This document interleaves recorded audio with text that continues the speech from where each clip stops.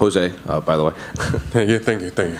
First of all, congratulations on the impressive performance. I'm curious, what are the emotions now after finishing Dominick Reyes in quicker time than the current champion of your division? It's bittersweet due to the week we've had and the penalties that we had to suffer with the 0.5, 0.6 weight miss. So it's a little bittersweet, but it's all right. Was there anything else this week that you just alluded to besides the weight issue, the 0.5? Oh, I was sick. I was sick as shit. We had to take a Z-Pack. Sunday. Yeah, Sunday, I think. And then when I got here, I found out that Monday, my oldest son got sick.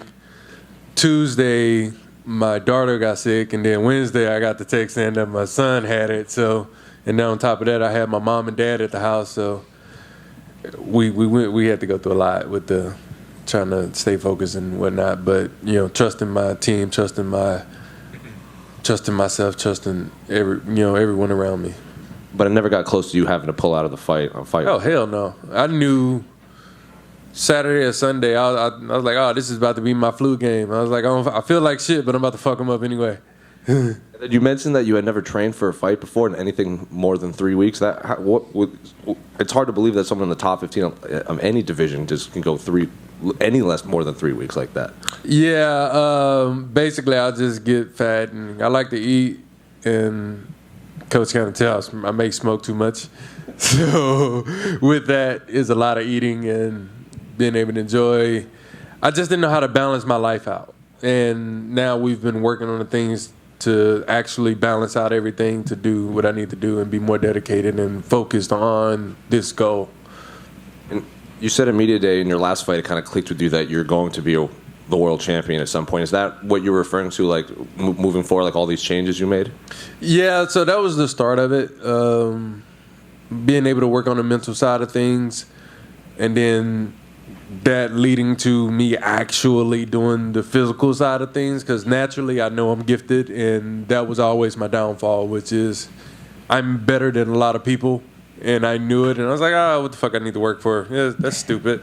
So now we've actually been putting in work, And finally, for me, you've said in the past, like when asked about like game plan and stuff, you let your coaches worry about that, and you just do what they tell you to do, and it works out. So this combination that put Dom away, that 1-2, is that what you had been planning for? No, that wasn't a 1-2. That was a 3-2, and it was the 3 that put him down. Coach was kind of screaming at me. He kind of cut through the noise at one point because I think I started to bang. I was like, I just need to touch him real quick so I can, And I felt myself rushing, and then Coach was kind of yelling at me, and I was like, all right, Coach, I'm good. I'm back. Let me slow down. So that's what I had to do. And then last one for me, what was the 0.5 issue? Like, you just get in. Man, you have a lot of last ones. That's last. It popped into my head. Okay. Is it the 0.5 thing that you're talking about? You don't get that extra time like most cities and states? Yeah, which is unfortunate. We could have made it. I was actually still sweating. We just ran out of time due to trying to cut weight and deal with mucus, and it was terrible dry heaving because I had nothing to throw up, and then the mucus being so thick, it was. I wouldn't wish that on nobody, man. Like it was terrible, but it happened the way it needed to happen, I guess. So we'll see what happens next. Like, we understand why we missed, and I know I put the work in. So my focus never shifted. I even told them then, I was like, all right, well, at least now I just got to slow down. I know I'm not going to get the bonus, so whatever. Ryan, right in front of you, Nolan. You talk about turning the corner here and kind of figuring everything out, and also that you kind of came to that realization that you're going to be a champion one day. I guess, how far away do you feel like you are from that? Kind of what's the roadmap to get there from here? What's your last name, man? King. I like that.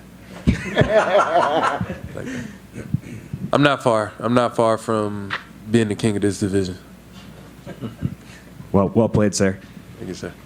Is there any names that you want next? Anybody maybe for a headlining bout or anything like that? I don't care. Like I said the other day, I'm not the shooter, I'm the bullet. Like, I want top 5, and 4, 3, 2, I don't want. Congrats, man. Ryan, just here, Louise. You said top 5 next, but I think there's a lot of the top 5 booked up already or out with injuries. I think the only person available was number 6, Jamal Hill, with Would that be a matchup that would interest you? I want top 5. And 4, 3, 2, I don't want. And then we've got the title fight coming up soon with Yuri Prochazka and Glover Teixeira too. What do you think about that fight? How do you see that playing out? I don't know. I don't care. The winner's going to have something I want, and that's what I'm coming for. How do you see yourself matching up with either of those? Very well. Thank you. Just to clarify, right, Ryan in front, Kenny, how are you? My man, there it is. Thank you very much. So when you say 3 weeks, just to clarify, when you're talking about, it's 3 weeks when you finally get down and focus on what it is. You said you were eating bad, you were still having some fun. This camp, you finally maybe cut that stuff out? Yeah, so basically what happened is I'll just get fat again after the fights and stuff, and we'll spend a long time trying to get down from too much, which is what I think Uriah always says it. But this time I had my nutritionist, Eric Pena, come in, and he was with me for 6 or 7 weeks or so. And we really dialed it in and honed it in. And I've been working with Mike Scacia at ESP, and we just, it's been a different ball game. Like, I've always did all this stuff, but the truth is I didn't do it for a fight. I've been doing it for the scale, truthfully. Now that you see the results, I mean, this is good, right? You like that, huh? That was nice. I was going to say, because even the guys at first, the commentary, when they're talking about it, they thought it was a hook. And then they looked and they said, no, that was a jab. They said it looked like he sort of turned it over at the end, so they were kind of giving it. It was like a straight, there's a bunch of different ways to throw that hook, well, Roger Mayweather said, most people don't know shit about boxing. There's more than one way to throw a certain type of punch, and that was one. And then last thing for me, and it will be the last one, not like the other. And shout out to Coach, by the way. He the one that kind of showed me that a long time ago. It's like a knuckle punch. And so with that, would you say that you put your name down as the strongest puncher there at Fortis MMA? I just want to start some beef with you and your teammates. Oh, they already know what it is. They already know. No, just can't. No. Yeah, Jeff does hit hard. Jeff does hit hard, but, I'm captain for a reason. Congrats on the win. Mr. Spann, back here. What's your name, brother? David Potter with MMA Weekly. There we go. Congratulations on the win, and I'm glad you and your family are okay. Your last fight was in May. Do you want to get right back in there, or do you want to just rest up, take it easy for a bit? I mean, this was a convincing win over a former title contender. Do you want to just get right back in there and continue on your momentum, or what's your game plan? Like she just pointed out, apparently some people are busy. So we'll see. I know my immediate goal now is to be back in the gym Monday. That's awesome. All I care about. We'll figure out the rest later and getting home tomorrow. Awesome. Congratulations, sir. Thank you so much. Ryan in the back here. Phil. Phil.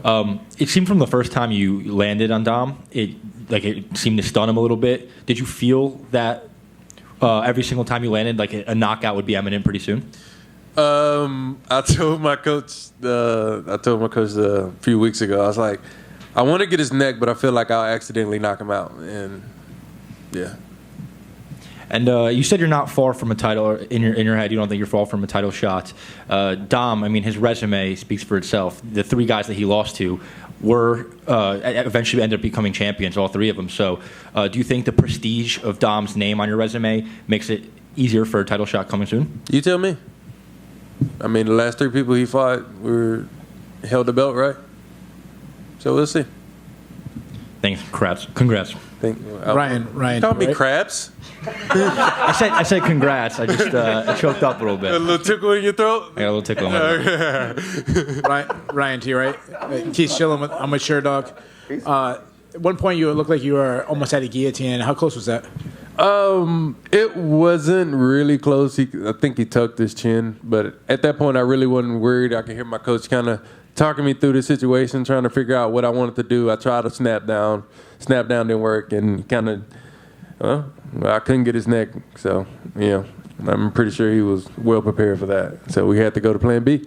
Yeah, and I'm looking at the rankings. You said you want top 5, but not 2, 3, and 4. So that leaves 1, Glover Teixeira, or 5, Anthony Smith. Is that the 2 guys you're basically saying without saying their names? Can you count? I don't know. Yeah. Anything else? All right. Thank you.